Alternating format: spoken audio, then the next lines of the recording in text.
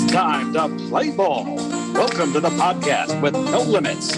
Whether it be sports, current events, or random thoughts, this is the place to step in and stay a while.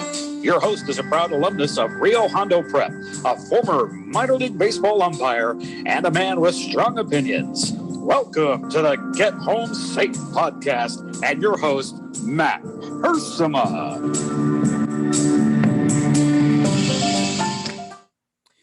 Hey guys, and welcome to another episode of Get Home Safe.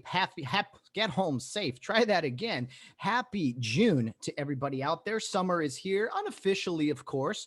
Just had a great Memorial Day weekend. And, you know, I've always thought of summer as June, July, and August. Whatever the calendar says, June, July, and August, those are the summer months. Here we are. Happy June to everybody out there. And it is a Friday edition of the podcast. So that means that we have a long-form interview for you. And I'm really happy about today's interview. We're going to be joined by my good friend, Mike Cascioppo, a former minor league baseball umpire who worked in the minor league, started the same year I did, lasted a lot longer than I did, about 10 years, has worked countless minor league championship series in the Northwest League, the South Atlantic League, the California League, Texas League, the Pacific Coast League. He's from San Diego, a huge Chargers fan, and he's currently a San Diego County sheriff. So a lot to cover today, catching up with Mike Cascioppo. I haven't talked to him in quite some time, little text messages here and there, but without further ado, let's bring him on the program. My good friend, Mike Cascioppo. Mikey, welcome to the Get Home Safe podcast. What's up, my man? What's up? It's been far too long. We've text messaged, maybe called each other a time or two. But Mike, I got to tell you, we haven't had a chance to really chat in a great deal of time. I can't even tell you when the last time I saw you was. Yeah, I think it was at Cal State San Marcos. You were come down here, a little cup of coffee and also Cal, you know. And I think we went to a bar, you know, just had a couple of apps and said hello. I think you had another game going on next morning. But, you know, I know that commute up there in Orange County. Yeah, absolutely. That was it. You're right. You don't live too far from there, and it's an opportunity to come see you. Yeah, you poor guy coming out and watching me work a Division II game, or at least a few innings anyway. Yeah. You must have been really bored. Nah. It was exciting. It's always exciting. Well, Mike, I see you got your Chargers beanie on there. It is rather cold here in Southern California in June, so yeah, I see you working. Yeah, it's always, you know, you just gotta get a little sweat on every now and then. Oh man. Well, Mike, we got a lot to talk about today. Your minor league baseball career, your pursuit of, you know, kind of pursuing the dream, which not a lot of people get to do in this life. But you did. You're currently a San Diego County sheriff. You're a huge Chargers fan, as we mentioned. So we got to talk some NFL. You have an ejection or two. Stories that we'll get to. We got life on the road. I mean, I don't know where to start. How do we start? Well, I know a lot of our friends from around the country, Mike, were a little concerned about you a few months ago. Let's jump to that right away. You were a San Diego County sheriff, as I mentioned. You were working in the jails, as you know, most people start out at, and it was February of 2021, a few months ago, where you had a pretty scary situation. If you're willing to, please share what that experience was like, because you had us all scared there for a minute, my friend.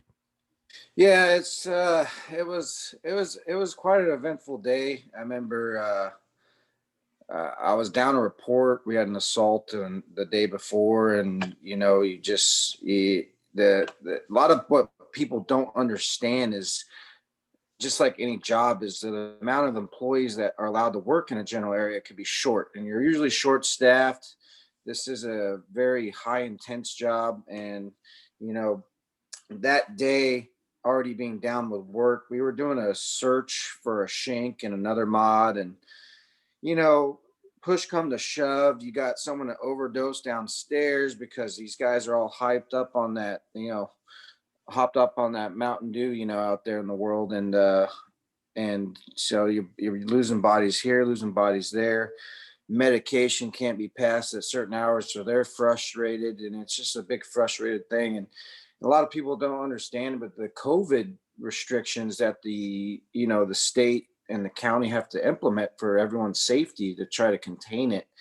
That these guys were only allowed out for a few minutes a day. So I mean, 20 minutes to come out and make a phone call or take a shower, for 3 months, and then the canteen got taken away. So you add to that anger, and there's only one person you can talk to, and being a deputy sheriff, you're sometimes you're a counselor, you're your law enforcement, and you're trying to guide these guys not to do anything stupid. But that particular day, it just we walked in. I assumed, and I was pretty sure that they were somewhat intoxicated. But being a bouncer for 9 years, I've dealt with intoxicated people. I deal with intoxicated people all the time, and they make this jailhouse wine that's called Pruno. Usually, just a real quick brief on it, it's fermented fruit that rots out. They usually put some Jolly Ranchers or some grapes just to give it some flavor. But that's their alcohol thing. These guys were souped up on that, and I was trying to give them chow at like 10 a.m. and they were very confrontational. Not like to like make me worried, but they're just seeming a little bit odd. And then later, they saw an opportunity because they were both going to prison, and it was game on. And my initial thought when I was there was to protect the nurse and try to draw them away. But these doors aren't safe, and they can pop them within seconds. So even I wasn't trying to. I mean, I opened that door to pass the food to the tray next to me, because I just gave him meds, and usually with medication you want some food. So I was just trying to keep the peace and do a favor and save my partner who might be coming in after me, something like that. And I took a few shots, but baseball showed me I've been run over at home plate. I've been hitting the head a few times with 98-mile-an-hour fastball. A couple fists and knees aren't too bad. Well, Mike, just to kind of help paint a picture for the audience, I mean, you were pretty much escorting a nurse through somewhere there in the jail, and a couple guys managed to get through a cell door, and basically just attacked you, right? And it was a couple of guys, or 3 or 4 guys. How many guys were jumping on you and kicking you around? There was 2. I opened the door to do a favor because these are high levels. These are like usually the bad of the bad dudes. So you're trying to do whatever you can to accommodate them. That's what was within reason. But yeah, we were going through here, and we just finished a mod next door, and open the door, and these 2 guys that are pretty dangerous dudes, went 10-8. Yeah, that's scary, man. And how long did it take for other deputies to get there? And man, how long did that take? Or unfortunately, did you lose consciousness or anything? Or do you remember much about it? I remember a little bit. As like my initial like thought when it was happening was like, what in the F is going on right now? Yeah. I'm just like, it's like like I wasn't like really in pain, but I'm just sitting here. I'm trying to grapple one guy. I'm eating these knuckle sandwiches. I'm trying to grapple this guy over here, and then I'm eating his knee sandwiches. And and you're just usually a response time in a jail setting, depending on staffing and your control deputy watching you, could be anywhere between 10 to 30 seconds. That's a long time though in that situation. Yeah, I don't remember. Haven't really watched the video because I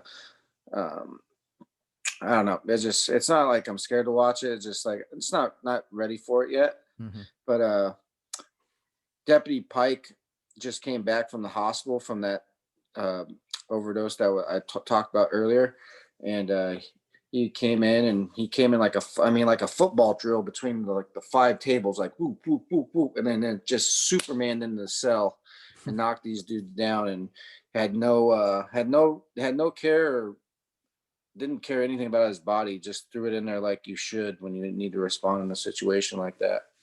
So I got to ask, these two guys who were in there and were pretty bad dudes, as you said, and as they showed, can they, even though they're in jail, can they still be somewhat, know another term, prosecuted, or can they get a worse sentence based off of this type of action that they threw your way?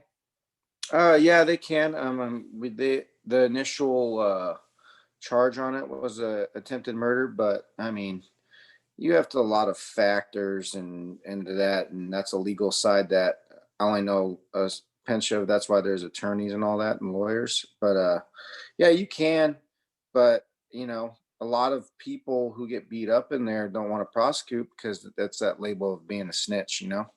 Even for a deputy, that's Well, the deputies 100% because me not saying anything gives these guys opportunities to go back to the streets and do crime to a citizen.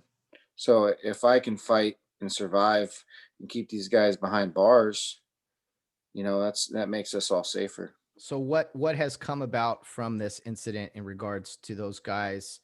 I know they're not on the street, I'm sure, but like, did you press charges, or how did that? What was the aftermath of all that?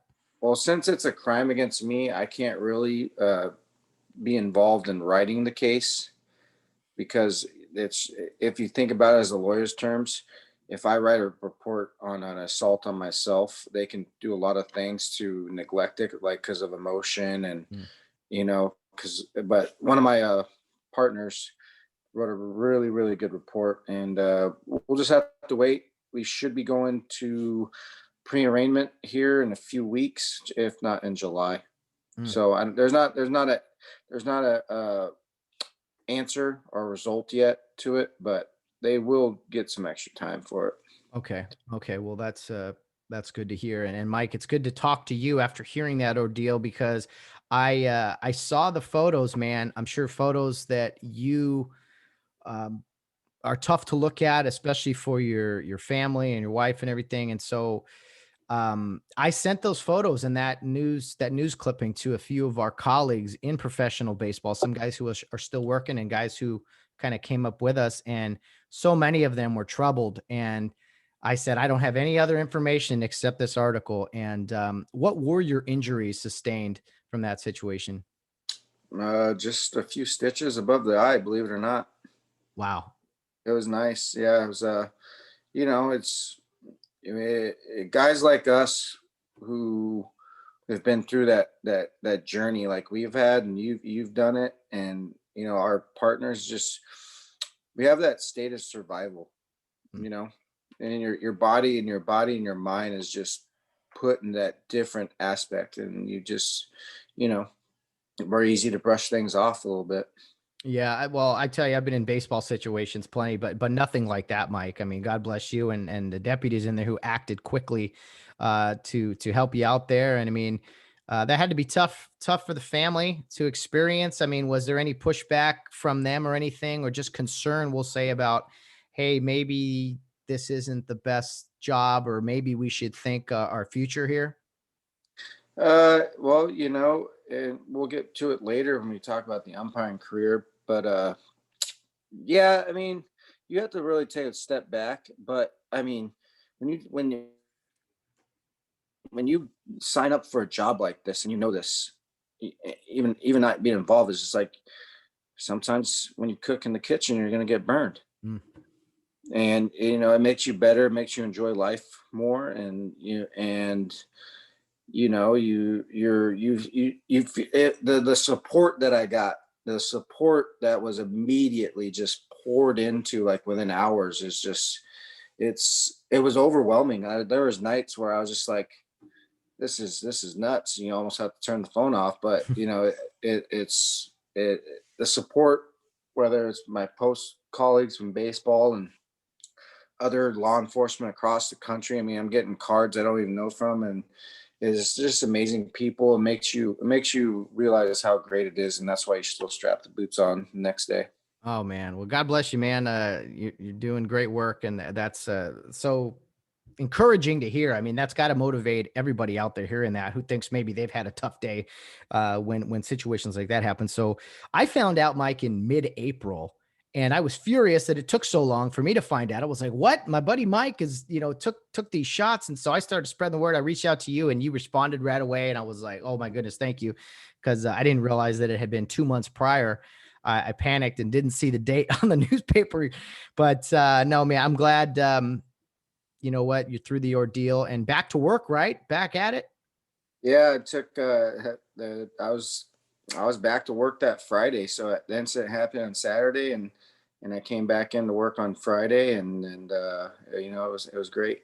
Wow. Strapping the gear back on. That sounds familiar, man. Yeah. What a guy, Mike. Okay. Well, we'll talk about a few different things here. We'll get back to maybe law enforcement and everything, but we got to talk about professional baseball, Mike. And, that's where we met. As a matter of fact, we met in 2009 when we started umpiring together. You went to a different school than me, but fun fact, we worked the final game of the 2009 season out in the Gulf Coast League, also known as the Gulf Roast League.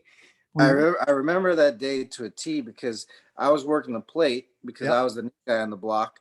And I remember you coming in on a pivot, and you pivoted so well that the water off the top of your hat came off like the Niagara Falls. and if you remember, that was the last for the Navies. That was the last Navy. That was the last Navy year. That's right. The next year we went to the black shirts with the minor league logo, similar to the big league uniform. But yeah, GCL hat in the garage and the Navy shirt, because I'm gonna tell you something. If you can go out there at a 10 o'clock game in the Gulf Roast and survive, August 31st. Yes. If you can survive, you are something. As a hurricane is a few days away, and that's what I tell guys. Like, first of all, rookie ball. You got Arizona League where guys work in Phoenix. They work night games now, but it's still 115 degrees. In Florida, we got all day games, and it's humid, different kind of heat than I've ever been around. And you're right, man. That waterfall of sweat just falls off the bill of your cap, and it's no joke. So fun memory. I think right after that, we suited up and went to the airport, and I have a great picture of you and me, Gavin Hansen, Jeremy Riggs, who's up working some big league games now, and then Roberto Ortiz, who's a big league umpire. The five of us at the airport after our first year. One of my favorite memories. Yeah, favorite photos, I should say.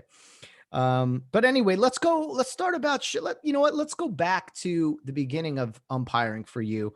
When did you get your umpire start, and take me through the process into where you eventually wanted to pursue this crazy dream of being a professional umpire? Well, it was 1996, and they didn't have an umpire, and you pulled on one of those balloon vests. You're pulled out of the stands, and then you're working a game, and you're making $33 an out or a game, and then in the mid 90s, that was something, dude. For what, an 11, 12-year-old, 10-year-old? Yeah, $33? Are you kidding me? That's like, man, live it up. I was just like, sold, got me. American, right? Cash, got it. But so is that. And then I had a great mentor group of little league umpires at the time. Little league was really big at that time, and it still is today, but not like it was then. That was the way to everyone wanted to go to Williamsport because that was the show, and they. I had a guy who still runs the San Bernardino tournament up there, and his name's Mark Bernstein, and he was just a great.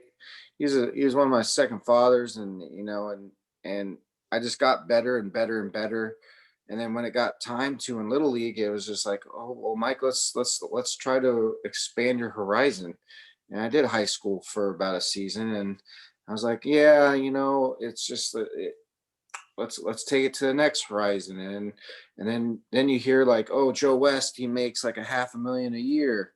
I was like, well, shoot, that's great, easy. Yeah, let me sign right up and make $500,000. No big deal.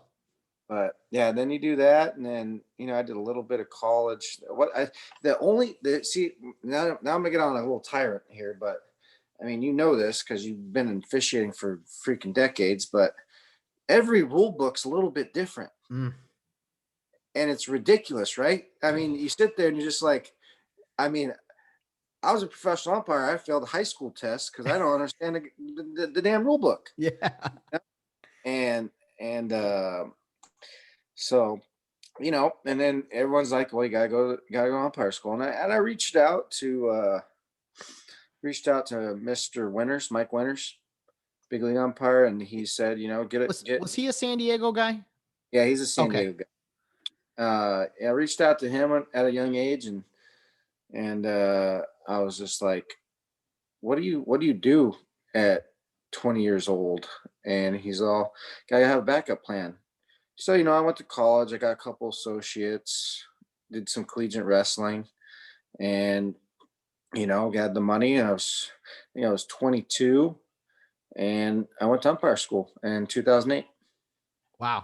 Just like Yeah, that. And now, did you play baseball in high school? I played it, but there was a time where my father just pulled me aside and said, "Listen, you're good at baseball, but umpiring is going to take you a little bit further than baseball." And this is coming after playing football and wrestling, so your body's on that wobbler. Even at 18, your body's still on a wobbler after all the beating it took. But Oh yeah. Well, Mike, you and I are built. I'm a lot heavier than you, but you and I are built similar. Short, stocky guys, and yeah, I mean, you when you went in umpire, you lost a bunch of weight, got all chiseled, and I never quite did, but yeah. So you kind of that wrestler body, as you mentioned. I mean, wrestling in college a little bit was. What was your favorite of the sports you played? Football, baseball, or wrestling? oh, football hands down. There's that. I mean, wrestling is fantastic because it's just an arena of just one on one. Your hard work ethic goes against that guy. But football, I mean, football is just a different language. It goes top to bottom, whether you're in the booth like Tony Romo or you're the freaking cowboy on the side. That's just the football itself. If you just enjoy it as a fan or if you played, and it's just, I mean, it speaks wonders. Forget about all the crap on politics and all that crap, but when it comes down to it, it's just fantastic. I agree, man. Of all the things I've done, I love football. I love watching it. I loved officiating it. I loved coaching it. I don't know. It's a different animal. It is it's special. It teaches so many lessons. You get lessons from every sport, but football is the ultimate team game, life lessons. It's got all these analogies. So yeah, I'm right there with you. So because of that, was baseball the only sport? I mean, you had wrestling experience too. Was there any thought to officiate other sports besides baseball? I mean, I was a pure breed when it came to umpiring. I mean, I did some like on the side because the money was so good. I officiated like flag football, like adult leagues, like anything I played in. If I could officiate it, I probably would, just because the money was good on the side. Because you all know, like when baseball season's over, you're basically jobless. You got to find that job. You got to find that. I mean, I've probably held about every job you can in the off season, but you know how difficult it can be. Oh yeah. Well, so you get your dad, gives you the wisdom. Hey, you should really think about focusing on umpiring. Go to college. You're umpiring different levels, and at 22 years old, you decide, all right, I'm going to go to umpire school. I'm going to give it my shot. And for all of us who've gone, you think you have an idea what you're getting into, but I would say the second you get off the plane, it hits you. You're like, whoa, what am I getting into? Because I don't have any idea about any of this stuff. So what was the experience like for you at 22? Well, it was good. It's like, well, you come in there and it, I mean, if you remember, golly, Brian Sinclair. Mm-hmm. Um, and I wish I would have known this earlier, but I mean, I already had it in my genes, but like everyone should hear about this with anything. But he had the two H's: stay humble, stay hungry. I love it. And it's just, you got to stay humble because you got all these guys that it's kind of like I mean, that first like impression with a bunch of umpires, and you know this is like it's kind of like a bunch of gossip girls in high school. They'll judge you with what you're wearing. They judge you how you talk. They judge you how you look. They judge you on your hair. So it's just like that first thing. You're so overwhelmed. Like, okay, well, this guy thinks he's that good, and that guy thinks he's that good. He'll talk your ear off, and it's just like, what are we doing? That's it. This. Well, Mike, that's the thing. Like, you were from San Diego. I'm from an LA area. Like, that's two like cities or counties. Like, this country's huge. So you got guys who show up at umpire school from all over the country. Not just that, but the world. Guys in Canada, from Canada, Venezuela, Japan. I mean, 150 average students show up, and everybody dissects each other, and you have to stand out in a good way, not in a bad way. And so everything you do is dissected. Stay hungry, stay humble. I love that because you got to dress accordingly, maybe overdress a little bit, how you talk, everything matters because people figure you out really quick, whether that's good or bad. They do. So, I mean, tell me more about your experience from that initial shock of, man, this is a lot different than maybe I thought it was. Oh, you could see like the professionalism that was going to come in with the career. I mean, you think about this when we were in it, everything you did, everywhere you went, it had a swagger to it. If that's a proper term to use. I mean, there's just a swagger to it. And, you know, it, I wouldn't say like I felt like I was prepared, but you also got to remember to stay humble because I mean, at 22, I already had 11 years of umpiring under my belt. Well, it was all little league, but doesn't. I mean, but I've been moving around.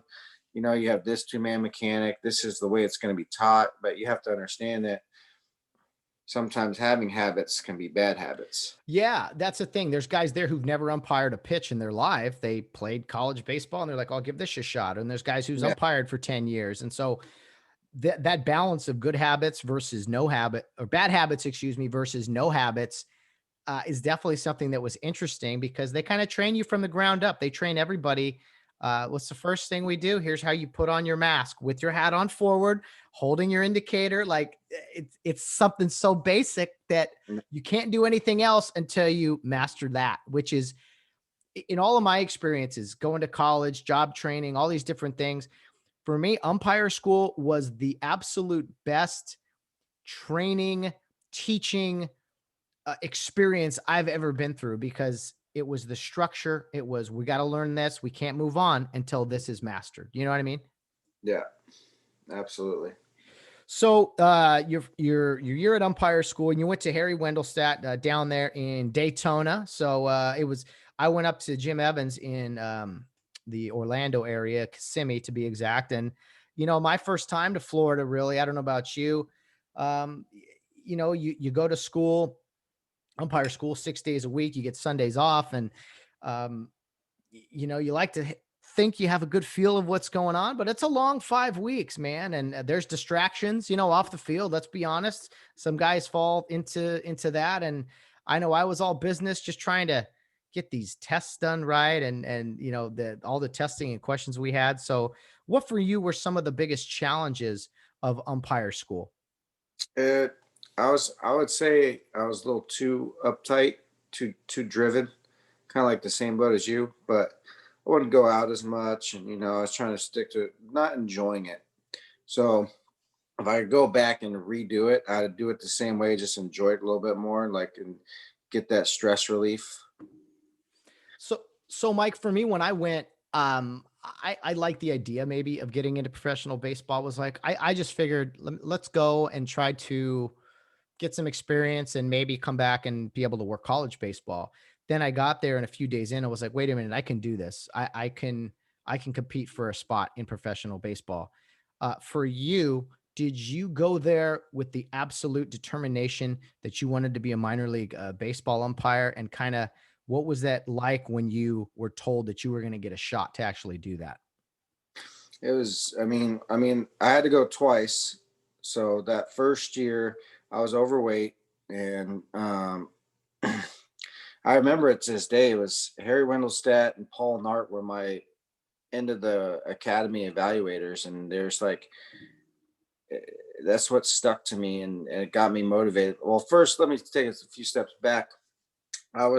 So I initially was in a room and got kicked out of it because I was probably what's that?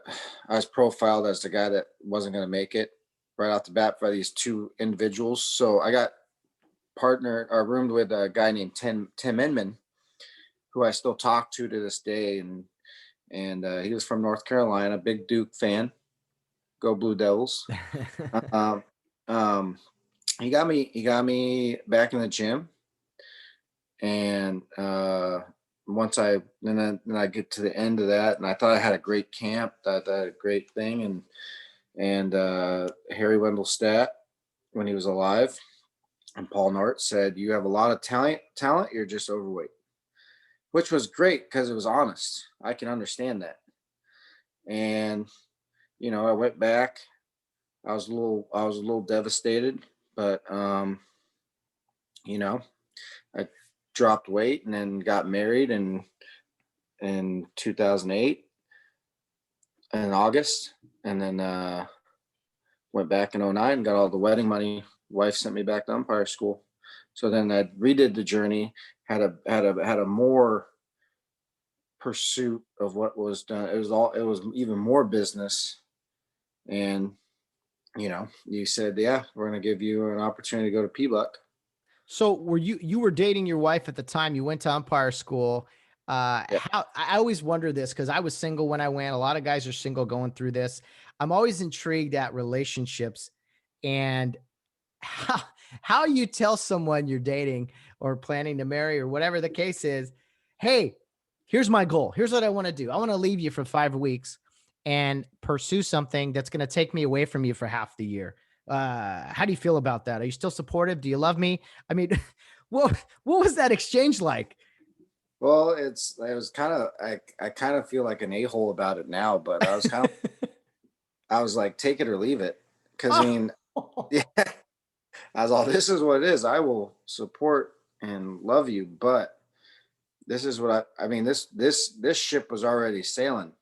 You parachuted in, and this is the end result. This is what we're going to do. This is what could happen, but I have to give this one more shot, and we can go from there. But she's supportive. Thank God she's independent, but it's probably why we're still married today. Yeah. Oh, she's a wonderful lady, and that's fantastic, man. Because yeah, you can't pursue something like that while in a relationship where somebody has only one foot in. They got to go all the way in, and I'm sure that having that support is something that it helps encourage you, helps really push you through some of the tough times. So that's really fascinating to hear.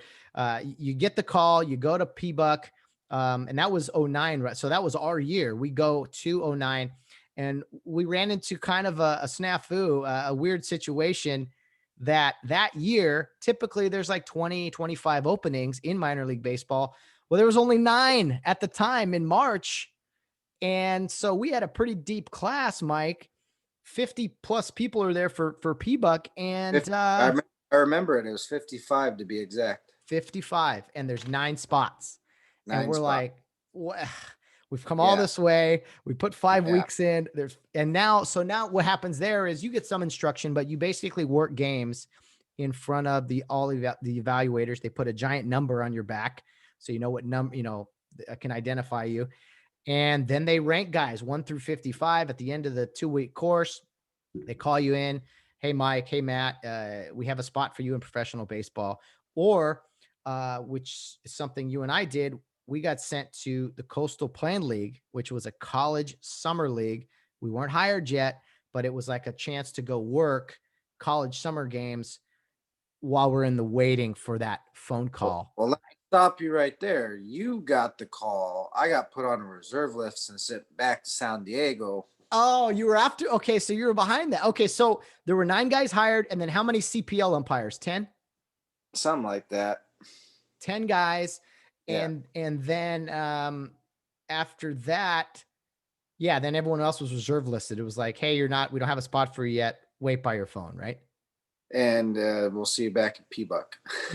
Yeah, next year. That's so funny. But so anyway, regardless of what happened, that was in March. By June, by the summer, there had been moves. Some of the guys who had been selected to go to the college summer league, they got bumped into minor league baseball. They were starting rookie ball. CPL in late, or actually for me, it was May. I start this college summer league in North, South Carolina, and Virginia. And I'm like, what is this? This is like preparation. Yeah. This is a step to get to where we want to be. And then I was fortunate right before the rookie league season started that me, Chris Gonzalez, and Jeremy Riggs got a call to go down to Florida and be in affiliated baseball the day the season started. So we didn't miss any time. We were just like those guys that got hired right out of P-Buck. But for you went what, later in the summer to the CPL? I think when Hoberg, because Hoberg was there, Hoberg got bumped to Gulf Coast, I think, or somewhere. Or maybe went to Arizona. Either or, I took his spot because I remember it. So yeah. Hoberg, the big league umpire now. Big league, yeah. So once he got promoted, I came in and took his spot in the. I don't know if I went there at the beginning. I can't remember off the top of my head, but it's possible. But I might have been there when it started. That CPL was something, man. You travel every day, no series, just every day traveling somewhere. 2-man, they give you food vouchers, right? No food money, vouchers for here's what you. Yeah, a lot of trips to Denny's, a lot of trips to Denny's. Or our Huddle House, or Huddle House. I think we were making like what, $1,500 for the month, and plus food vouchers. Yeah. And I think we didn't have rentals, so I think someone had to drive. Mm-hmm. Yeah. That, and on top of that, if you remember, that was like the start of the low profile mask.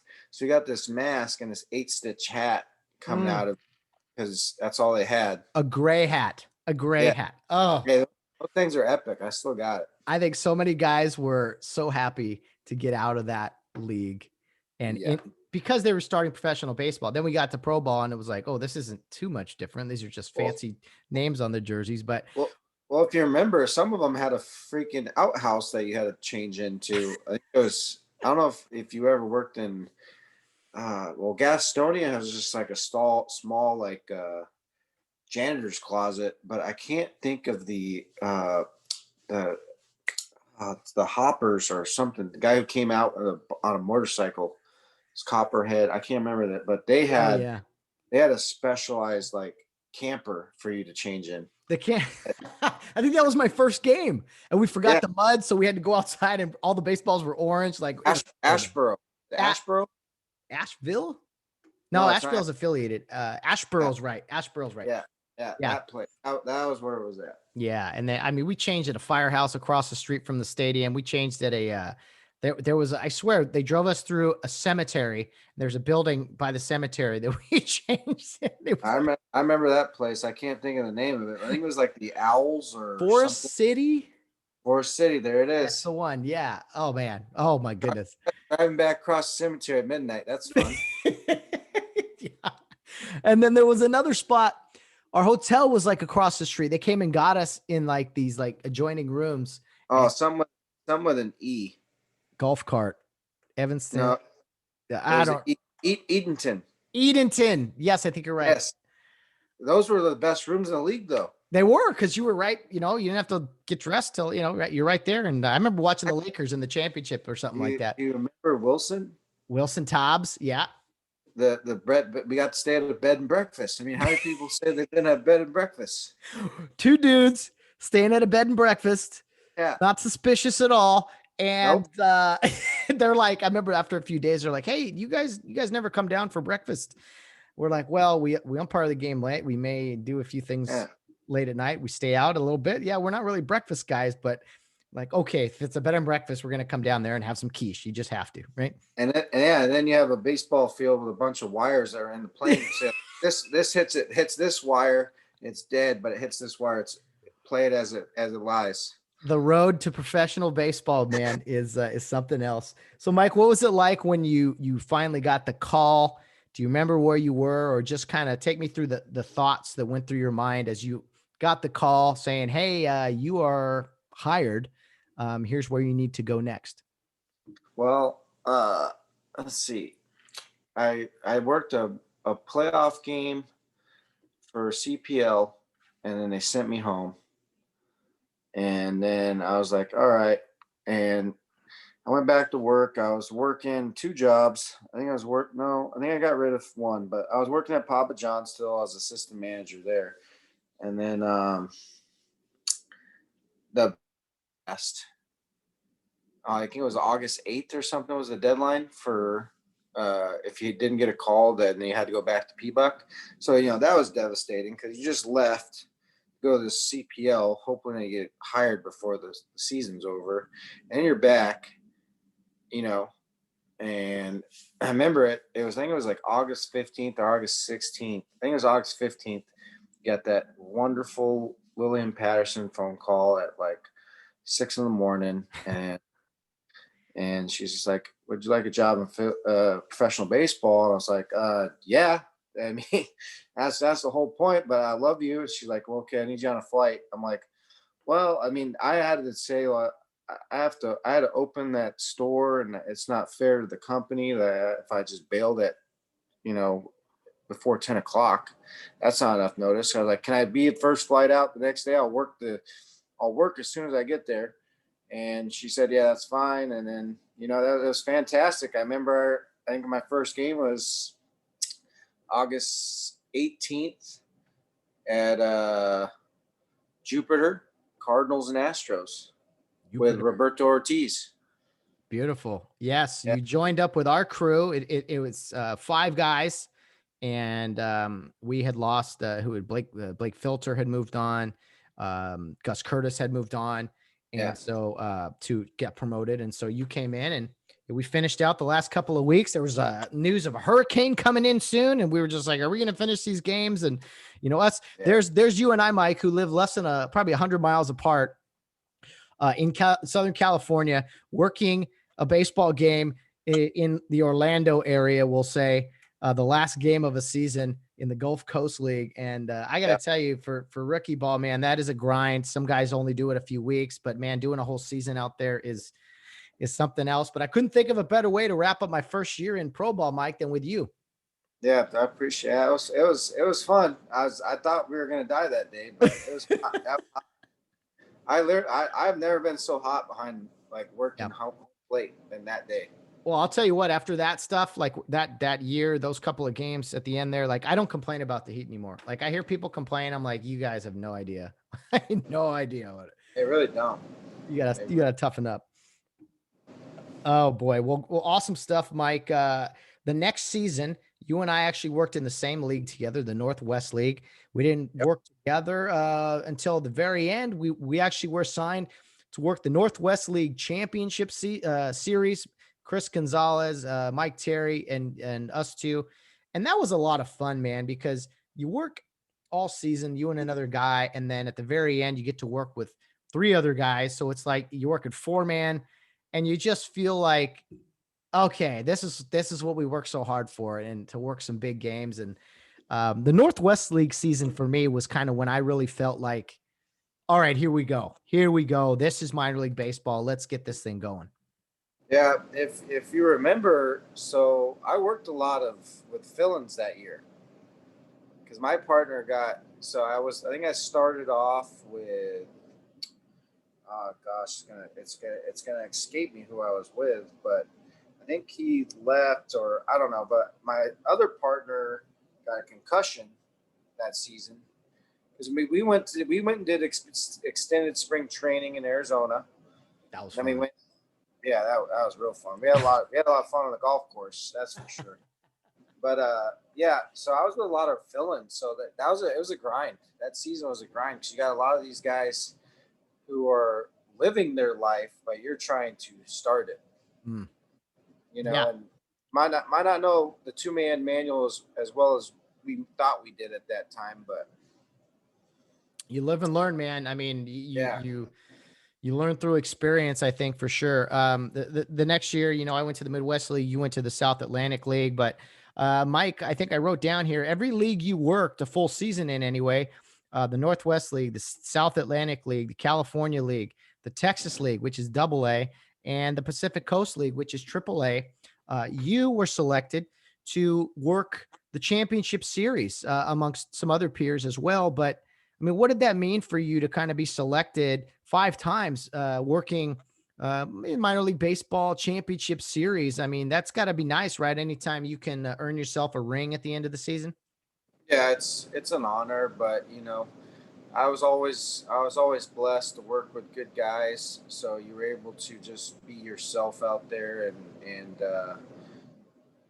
it's just it's when you've had that path that wasn't as smooth as others, or that golden child kind of pushed through the system. It's every time you get there, it's just like a refuel the gas tank to Yeah. go into the off season and get ready for the next season.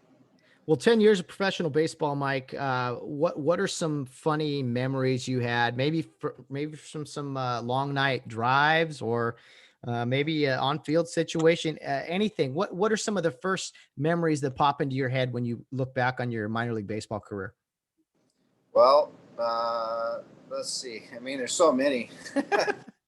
I I remember I remember my first ever ejection, which I want to say was in Yakima, but I could be wrong.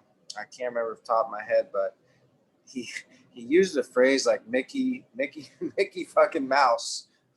Knew that it was a hit and run. It was a catcher's interference. Ended up like getting 2 guys. I think it was me and Boswick.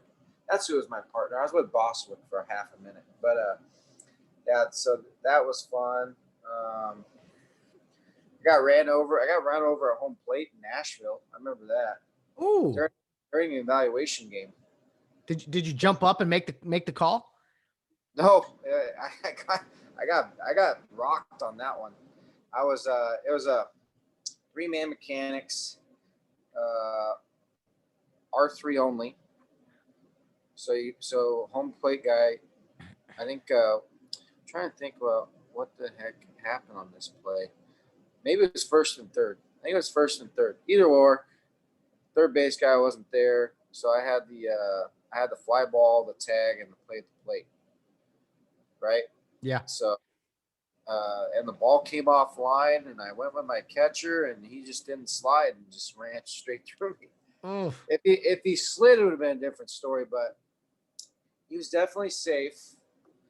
I got a couple cuts on the head.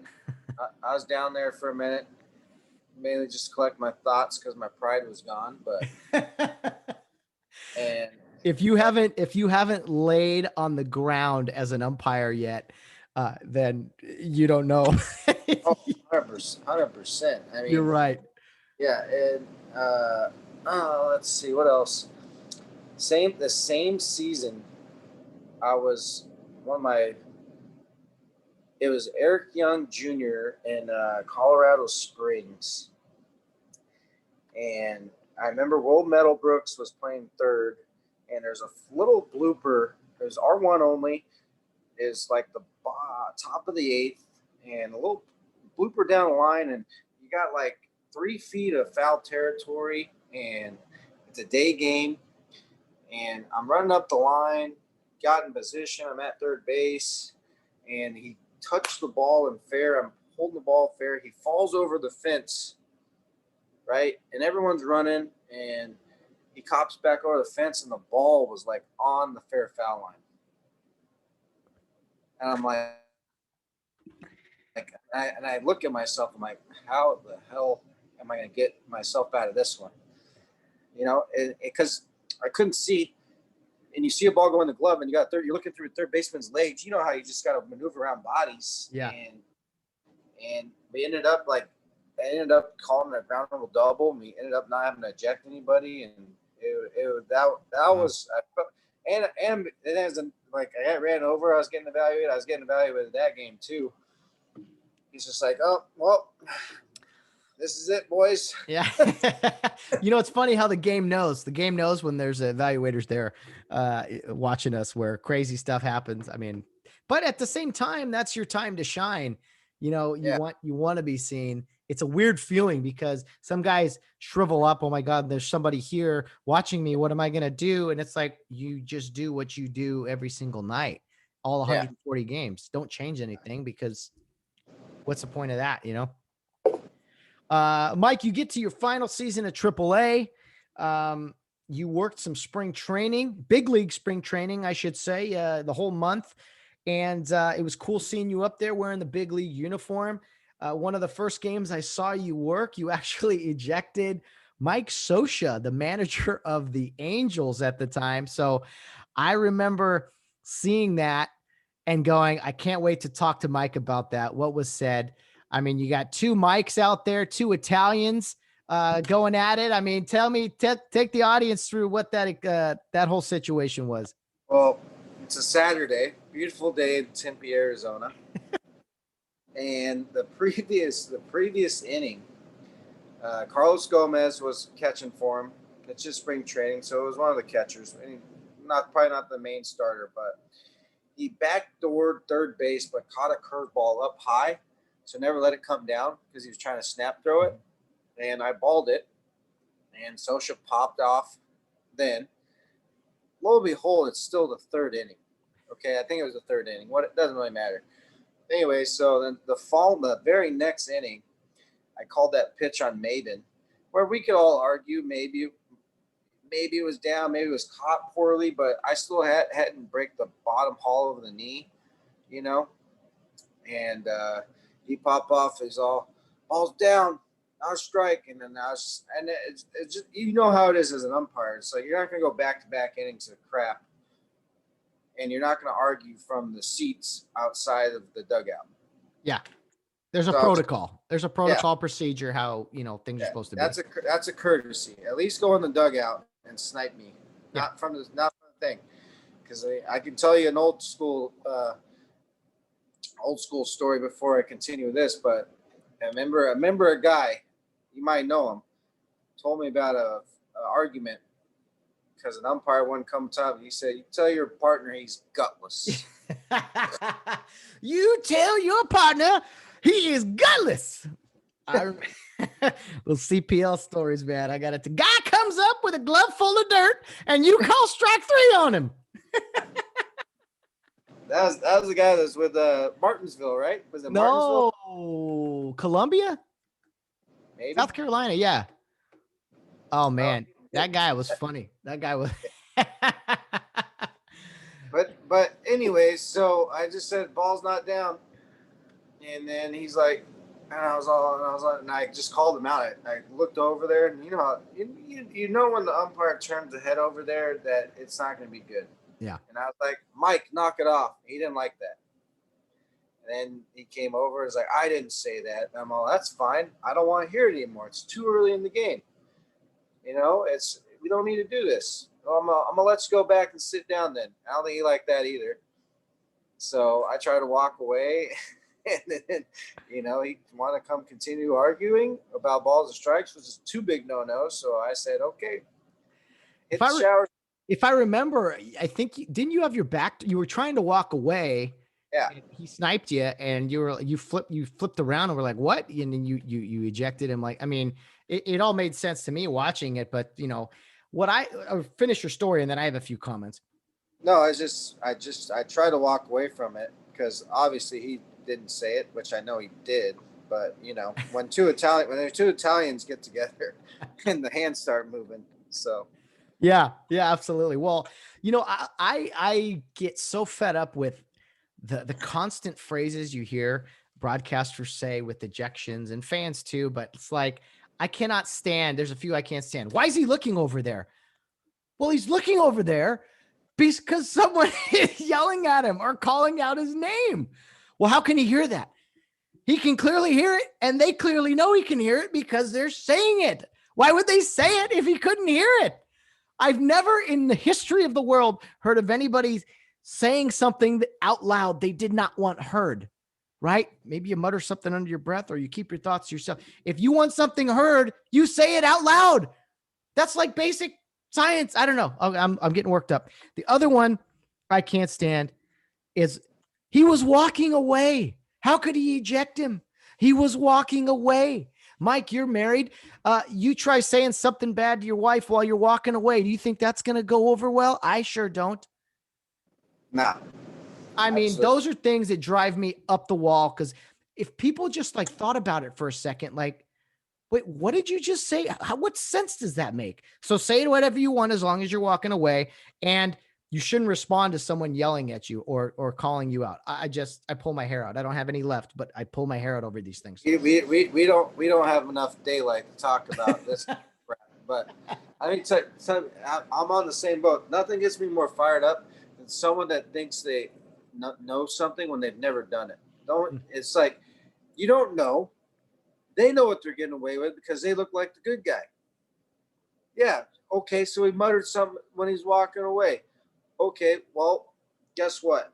Now everyone thinks they can do that. Somewhere you got to draw the line. And otherwise, these broadcasters, don't even get me started with the broadcast. Broadcasters, let me tell you something. Go do a month straight of officiating, and then go back in the booth, and let's see how your attitude changes. Yeah, that's very true. And, it baffles me when guys have no idea. Wait, an ejection just happened? They didn't see something leading up to a situation for an inning and a half. Whereas you're on the field, everybody knows. I mean, think about it. Baseball's this kind of downtime sport. Everyone's sitting there just kind of watching and can hear everything. So that in itself, people see when things happen. Like a player, if you eject a guy, I remember a player ejected, and then someone in the end of the dugout, you could hear him. Well, we saw that coming. Like, and it was their own team. Yeah. So guys pay attention. Guys know what's going on. I just think guys in the booth or people in the stands don't. And that's unfortunate, whereas umpires always looked at these aggressors and guys that just want to eject everybody. And it's just not true, because to your point, say there's 25 guys in each dugout. That's 50 guys, give or take, maybe 60 total, whatever. If you don't handle business when someone is mistreating you or mistreating the game or whatever, then everyone else knows they can do whatever they want as well. It's sad, but at times you got to, I don't know, make an example of one person to be like, okay, that's the line. We can't cross that. Yeah. Well, I mean, see the projected of the fan, they see about 7 minutes and 45 seconds of action in every baseball game. Or as an umpire, you got about, I don't know, 180 minutes of action, because you got to keep an eye on what could be stirring up. Mm-hmm. But they only see what's between the lines. They don't see everything. It's just like on anything on the outside. You can take this into the police world. A lot of people only take into effect what they see on the news, because that's just the middle of it. They don't see the beginning or the end. So that's the same. You can relate it to baseball. No one cares, because what they were fed is all they're going to eat. Oh man, beautifully said, my friend. That is, man. Yeah, that says it all, sums it all up really well. Let me ask you this, Mike. Towards the end of your career here in baseball, it's 2018. You've worked for 10 years, and as exciting and happy as you were to receive the call back in 2009, what was it like getting that call in 2018? For those that don't know, professional baseball umpires, it just randomly happens one day. Well, you kind of know it's the fall, it's the off season, but it's hey, thanks for your service. Your time is up. And that's all it is. There's no reason or anything. My phone call was a little different, but we don't have to get into that. But for you, Mike, at the end of your career, after investing so much time and pursuing this dream, I mean, not to be all negative here, but I mean, take me through the emotions there of what it was like to know that it was over. I mean, at the end of the day, I know that when I missed 2 baseball games out of 10 years. Mm. So, it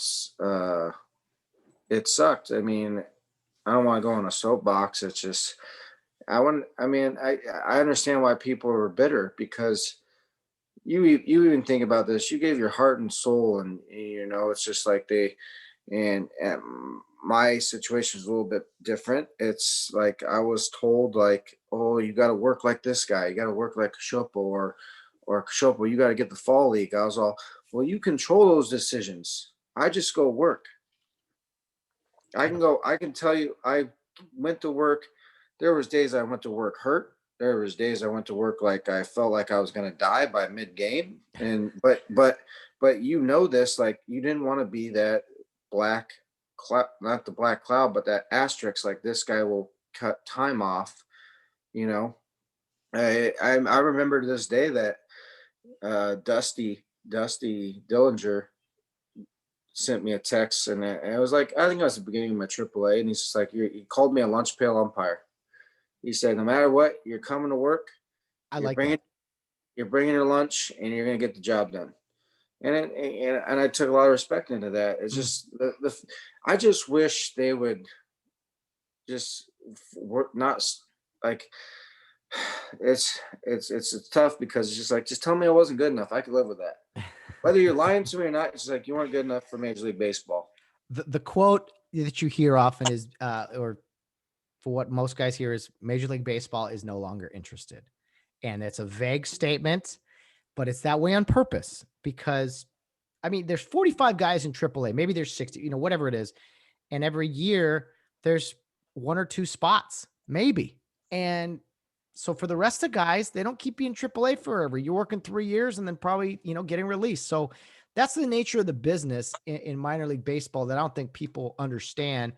To me, anyone that worked minor league baseball and got to AAA, to me, I applaud them and I say, hey man, you made it. That's at least my viewpoint of guys, because getting to AAA, you can control. Getting to the big leagues, you can't. Yeah. Well, I mean, you got to look at it also. It's just the way it was. You didn't see it behind the scenes, but the fall league was so like you got to think about this. You got guys who already have their numbers are already because the ultimate goal is to be a rover. The rover is they can keep you they can keep you as long as they want as soon as you get to the rover, but you got to get that fall league invite. But there's only 12 guys that get invited, and usually about 4 to 6 of them are already rovers. Yeah. So now you're looking at your puddle of candidates, and now you're choosing 6 out of 45. And you got to tell me that like relationships or whatever you want to call it, or the buddy system, whether it exists or not, is involved in those selections. Mm-hmm. Yeah. Because Who knows? I mean, it's an imperfect system. We know this, but at the same time, Mike, you, me, everyone, if they're honest, if they truly look at themselves and when they started this journey, you knew the potential outcome. And I think a lot of guys struggle with the ending of it all because they aren't aware or they don't truly believe that they're going to be like most everybody else and not make it. And you want to be hungry, you want to be humble, to your point, but you gotta at the end of the day know, hey, this is what I thought could eventually happen down the road, and it did. you're absolutely correct. But to caveat or be the devil's advocate, all they have to do is just give a small explanation. They don't, I mean, they're not entitled to, but it just be like, think about it. I mean, you give 10 years and it's just like we're no longer interested. Just tell me I did something wrong. I can live with that. But the point is there that you probably didn't do anything. That's what people, non-umpires, need to understand. You probably didn't do anything wrong, or you wouldn't have been around that long. They would have released you earlier. You probably didn't do anything wrong. It's just time has run out. And that's just True. the nature of pursuing the dream. And Mike, a huge reason why I was so inspired when I started looking around at all the guys and knowing all these guys are pursuing this dream that 1% of us are gonna achieve. I was inspired by that. I was like, that is so admirable, because how many people in this world can truly pursue a dream like that? And how many people would, knowing that realistically, here's the chances of making it. So we all took our shot, and it is what it is. Oh yeah, I mean, and one of the evaluators too was I forget his name, something with an R, Rapriano or something like that. He just said you just got to enjoy being able to travel and getting paid to do it. That's it, man. That's it. And if you look back at the memories and the experiences, I wouldn't trade mine for the world. I mean, some of them are as crazy as a 3 a.m. getting a snack at a gas station in the middle of nowhere, or, whatever. Like, there's wild moments that I really wouldn't trade for anything. And more than anything, Mike, the friendships. We didn't know each other before we got into this walk of life. So for me, that's what I take from it. I have friends Oh all yeah. over the country now, Oh yeah. all over the country. Baseball has made me. You look on TV. If you really look at the funny thing is too, is a lot of these minor league cities are in a lot of those homicide shows. It's like you're like, I umpired in Stockton, and they got like a homicide every other week and or every other day, and then You're right. and then you're working at a Texas league, and it's like I was walking by the homicide division every day to go to the ballpark or go, and it's like, God dang. Cops, the show, yeah, and all these minor league cities. That's hilarious. Yeah. But nah, the journey was great, and my only wisdom to anybody who wants to chase it, I would say do it, but just make sure to enjoy it. That's all. Enjoy it, man. Enjoy it. Yeah. That's absolutely right. Um, After baseball, Mike, did you know right away that you wanted to go in law enforcement? What kind of guided your path into where you're presently at? Well, I mean, I was in a dark place for a little bit because I mean, like you just said, like you gotta realize I was one of those guys that didn't think it was going to happen to me, but obviously that last year you could start reading the writing on the wall, which was fine. But I mean, shoot, if you think about it, I was 33 years old, and now I got to tell myself, all right, I'm a quarter way in my life, and I got to restart it. I know.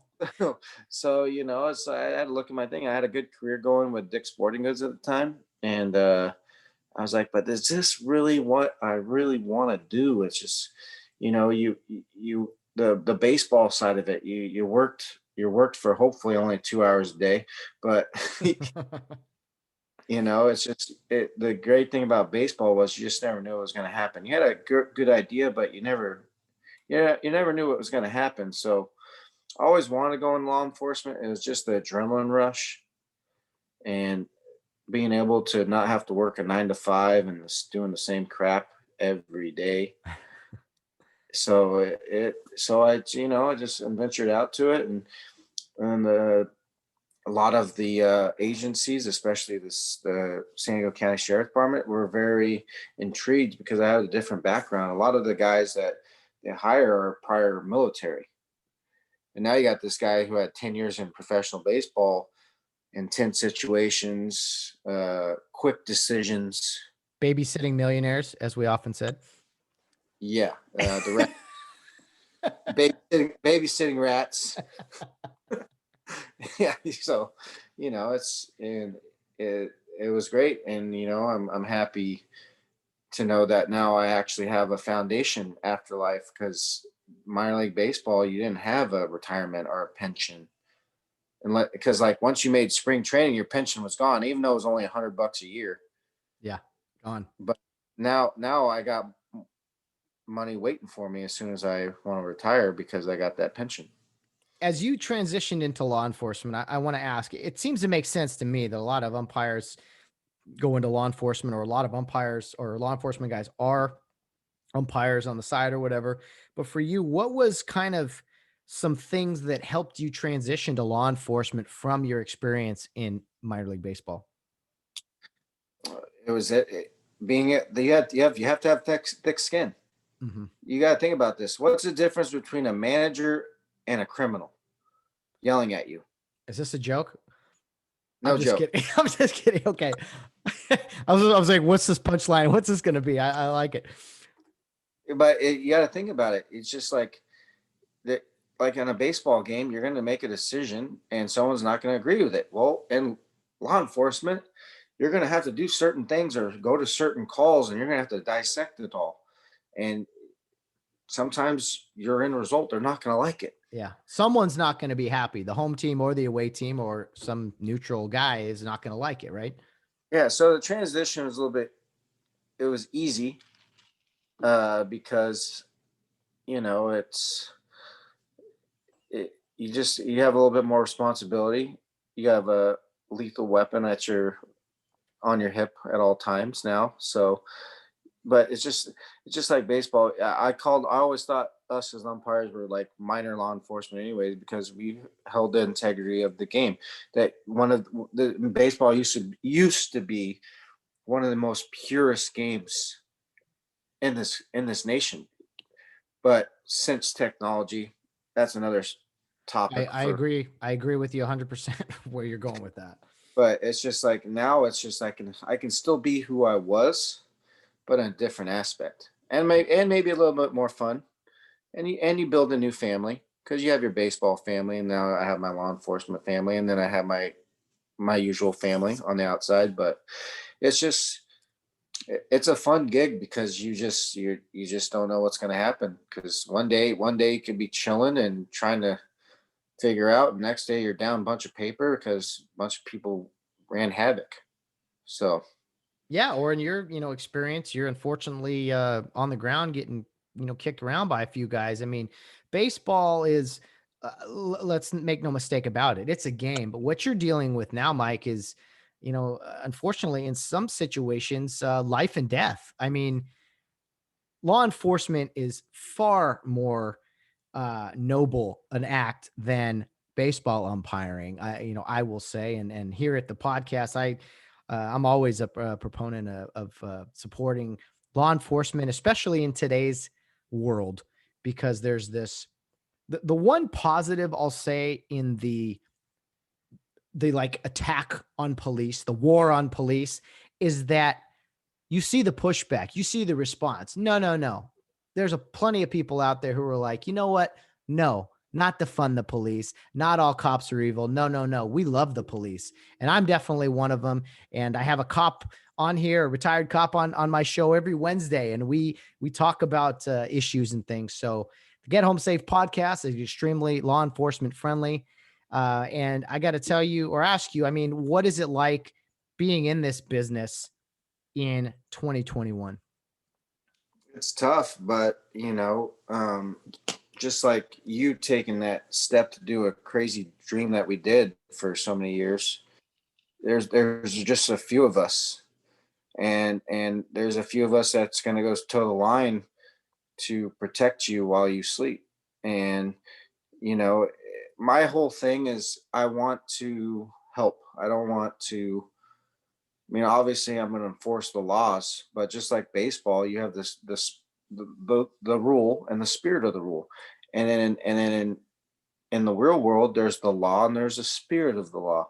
Mhm. And I think because of where social media is today and reporters, how they just want to get their ratings, it's just you only see what they want you to see. Whereas we have so many of these situations that have happened where maybe the cop, some are, let me, before I remember, just when there are bad cops, there's bad lawyers, there's bad Mhm. presidents, there's bad politicians, there's bad doctors. But a lot of the cops, I think, across the nation try to do their due diligence, and a lot of people are more scared than accepting, because they always just think for a bad thing. If I pulled you over and it was a simple traffic violation and you were polite, maybe I let you go. But if you come off as an attitude, why should I let you go? You know, the main thing is just like, not, don't just assume that we're all bad, because I don't assume every person I see is a criminal.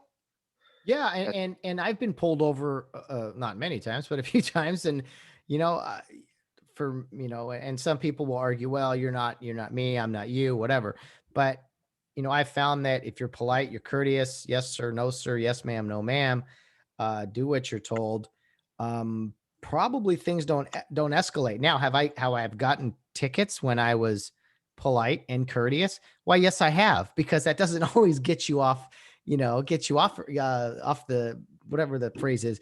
But I think my always plea to civilians, because I'm a civilian, I'm not in law enforcement.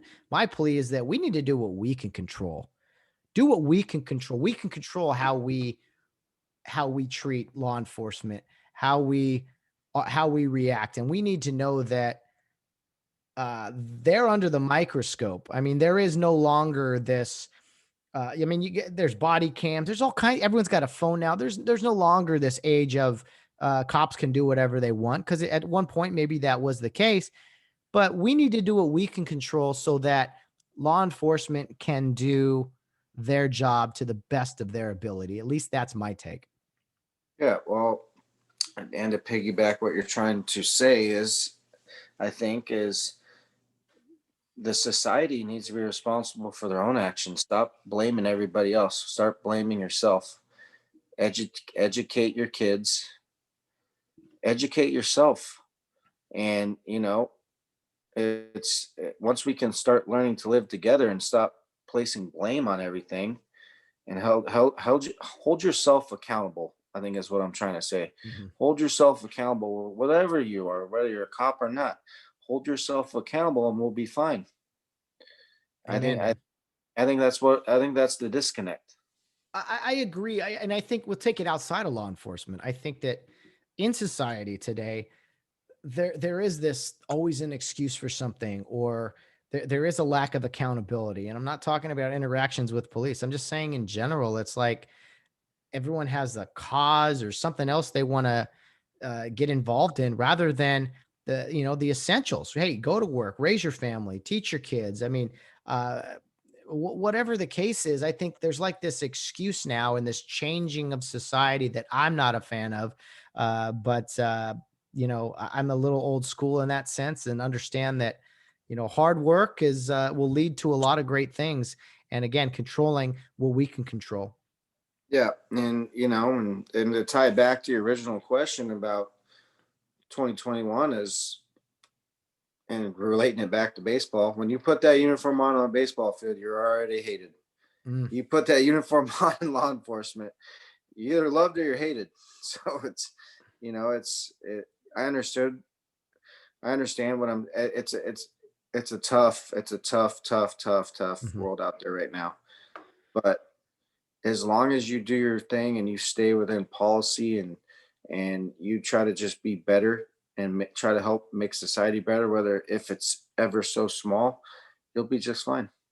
Well said, man. Well said. Well, we've talked about a lot of important issues, some serious subject matter. Now we got to get into something that's really big now, Mike. That we have both been itching here to talk about, and I got to ask you. It's in reference to that yellow lightning bolt on your head and behind you there, the San Diego. Oh, I'm sorry, the Los Angeles Chargers, Mike. I don't mean. There you go. Hey, I got mine back here. We could bash heads all we want. The two LA teams. No, in all seriousness, I know what it's like, Mike, to have a team that I loved that was here in my backyard leave me. As a kid, I was young, 9 years old. My Rams left me to another state. Your team didn't go to another state. They just went up the 5 freeway. But what has it meant for you and your San Diego Charger fans for the Chargers you love to go up to that dreaded Los Angeles?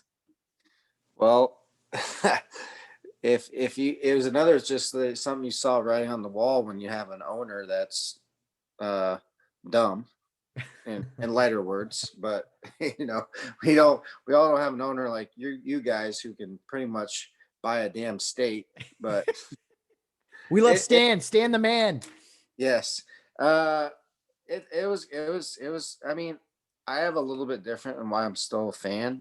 um we had we had family season tickets in 1977, and then I think when I got to the Cal League, we had to stop them because my dad was getting ill. And when I lost my father in 2013, um, that Qualcomm was, I saw a lot of games with my dad there. So, I just feel like to do something and restart with another team, even if they moved up, I probably will never watch a game up there because I still think of them as the San Diego Chargers. But I do support them, obviously. But it's just it gets back to this business side of it. Like, Yeah. everyone wants to make more and more money, but you even though San Diego came off as a fair weather city, which it is, but it's not because we have a good fan base. We had a bunch of people from Orange County come to San Diego. Because I'm going to tell you this right now. When you were a Rams fan for as long as you were, and even when they left you, when they came to San Diego, where did you want to watch a game? San Diego. Exactly. Yeah. Oh, I was there. I was there the last time they played in San Diego. It was awesome. Rams fans everywhere. But that's how it's always going to be, because who the hell they look at a schedule and you say, oh, I'm a Kansas City fan. It's colder and whatever. I want to go to San Diego and watch them. Yeah. Because you want to go to Buffalo? No. How about San Diego, California in November? It's 85 degrees and gorgeous.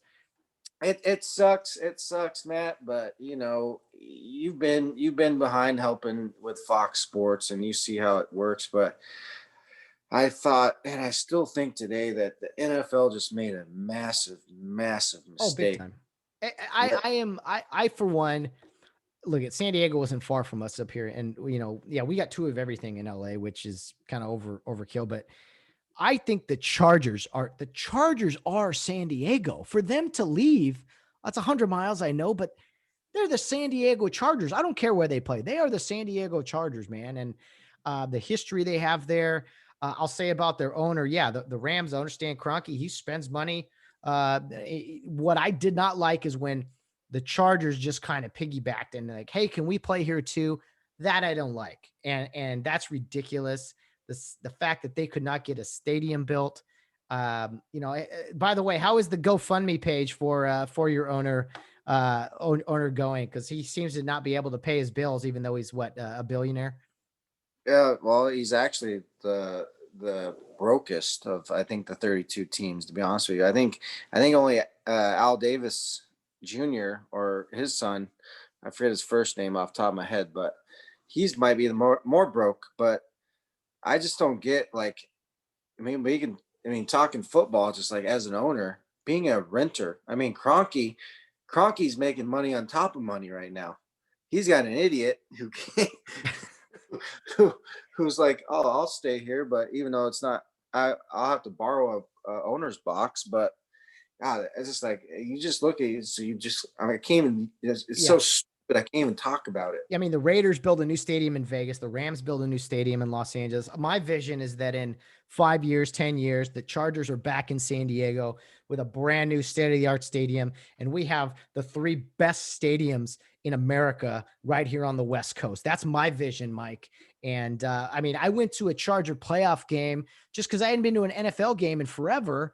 And I remember they were playing the Jets, the Mark Sanchez led Jets. And I went to that game, and that was a great experience. Didn't love Qualcomm so much, but just being there, I was like, man, and then when they moved, I was like, the Chargers need to be in San Diego, man.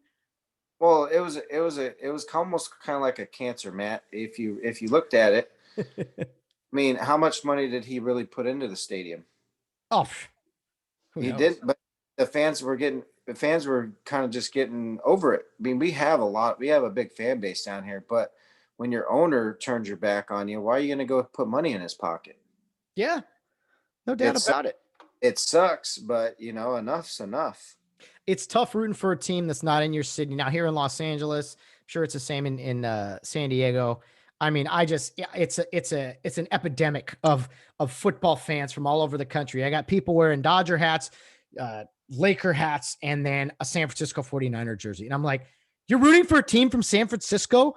Like, you're rooting for a team from Dallas? Like, I don't know, pick Phoenix or something. But you can't root for a team that's from the city you hate at the same. I don't know. It drives me absolutely up the wall. I wear my Rams stuff proudly. I couldn't be happier that they're back in Los Angeles where they belong. LA's first professional sports team. Always have to remind people of that. But I feel for you, man. Thank you for the defensive coordinator as the head coach, though. I really applaud you on that. You're going to like Coach Staley. I know. He's fantastic. I was just listening. He's got that fire and young energy, and I like it. Well, and then really, being in the AFC West, you better play some defense when you're facing Patrick Mahomes twice, the Raiders and John Gruden. They're going to always be tough. So I think the Chargers build around their defense a little bit. Like I'm sure he has planned. They're going to be okay. I think the Chargers, honestly, I love Justin Herbert. I think the Chargers surprise people this upcoming season and they go to the playoffs. I think so too, but you also have to understand this. You had an offensive rookie of the year behind one of the worst offensive lines in the league.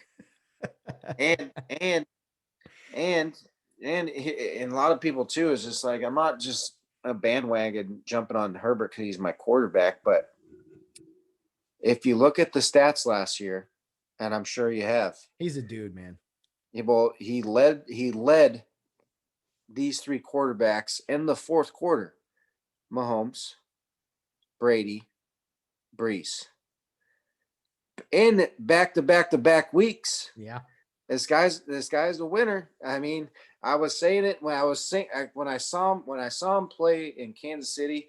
I was dumbfounded, and I was like, "What is going on?" I still don't believe it to this day. And I told one of my Raider colleague buddies at work, and I was like, he's a big Raider fan. I always talk shit to him because I hate the Raiders, but it's like, I was like, "Hey, listen, this story reminds me of Drew Bledsoe and Brady. I'm not comparing. Don't get me wrong. I'm not comparing Herbert to Brady, but Bledsoe got hurt, and Brady came in and never gave the reins back. So we're gonna see. The sophomore season will give it to us, but the guys kept us in games. And if he does have a hiccup season, hey, he had to change coaches. That matters. But I think if you look at Justin Herbert in his first 5 years, I think everyone's going to be impressed, and he's definitely the future of the franchise. So, man, Mike, I know you love your Chargers. I see the logo, and you're the first guy I always think about, man. Appreciate it. Mike, this has been fun, man. We've caught up. We've talked a lot of baseball, football, kind of law enforcement and minor league umpiring. I mean, we've kind of touched on it all. It's been so much fun catching up. I really hope that next time I see you is not a podcast. Maybe we're together sharing a cold one or something. Yeah, absolutely. I'll have to come up there and, go hand on hand, maybe go talk about some fantasy football or something. So I got on another podcast, I'll talk about it, but I still have a 2004 league that I run. It's been a grind, but it's fun. It's fun to do that. Awesome stuff, man. Well, we will have you back maybe before the football season to break down the Chargers and the AFC West or something. But, man, it's been so much fun, Mike. I look forward to seeing you down the road, man. All right, you too, brother. Have a good one. Thanks for the memories. Thanks for the stories. And, talk to you soon, my friend. Be well. Be well, brother. Bye now. Later. Well, a big thank you to Mike Cascioppo for joining us today on the Get Home Safe podcast. I was so excited to chat with him, and man, what a blast that was, touching on so many different stories. Glad he's doing well after the incident there in February, and looking forward to chatting with him again soon. Guys, as always, enjoy the rest of your weekend, and no matter what you're doing, whether you're out on the town or round in third base, get home safe.